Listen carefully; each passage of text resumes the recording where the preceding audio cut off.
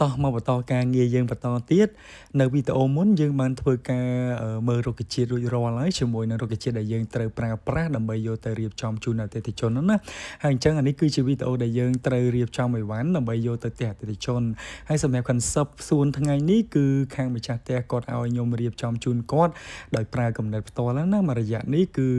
ភាគច្រើនគឺគំនិតខ្ញុំផ្ទាល់ភាគច្រើនគឺខាងអតិថិជនរបស់ខ្ញុំគាត់ឲ្យការសម្រេចចិត្តមកលើខ្ញុំណាគាត់សួរតែយោបល់យើងថាតើគួររៀបបែបណាហើយរៀបបែបណាស្អាតដែលស័ក្តិសមជាមួយនឹងផ្ទះរបស់គាត់ណាអញ្ចឹងការសម្រេចចិត្តគឺខ្ញុំបានធ្វើការលោជូនគាត់ហើយថ្ងៃនេះក៏ដូចគ្នាដែរមុននឹងធ្វើការដាំជូនគាត់ក៏ខ្ញុំត្រៀមសម្ភារៈមួយចំនួនដើម្បីយកទៅធ្វើការលោជូនគាត់ប៉ុន្តែសម្រាប់material ដែលយើងប្រើថ្ងៃនេះគឺវាមានពណ៌ចម្រុះដែលយើងមើលទៅវាស្អាតបែប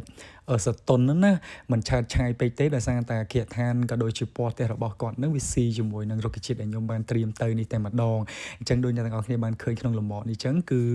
វាមានភាពស្រស់ស្អាតមែនតែនបដិញបស៊ីគ្នាវាមានពណ៌ប្រាក់ពណ៌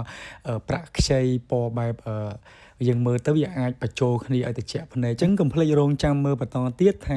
ក្រោយពេលដែលយើងរៀបចំរួចតើសោភ័ណភាពវានឹងស្អាតបែបណាអញ្ចឹងបើសិនជាអ្នកទាំងអស់គ្នាមានបំណងចង់រៀបចំសួនអាចធ្វើការទំនាក់ទំនងបានជាមួយនឹងសួននគររាជណាជាមួយនឹងលេខទូរស័ព្ទខាងលើភ្ជាប់ជាមួយនឹង Telegram អញ្ចឹងវីដេអូនេះគឺមានតែប៉ុណ្្នឹងឯងអញ្ចឹងកុំភ្លេចរងចាំនៅវីដេអូបន្តទៀតយើងនឹងធ្វើការបញ្ចប់ការងាររបស់យើងតែម្ដង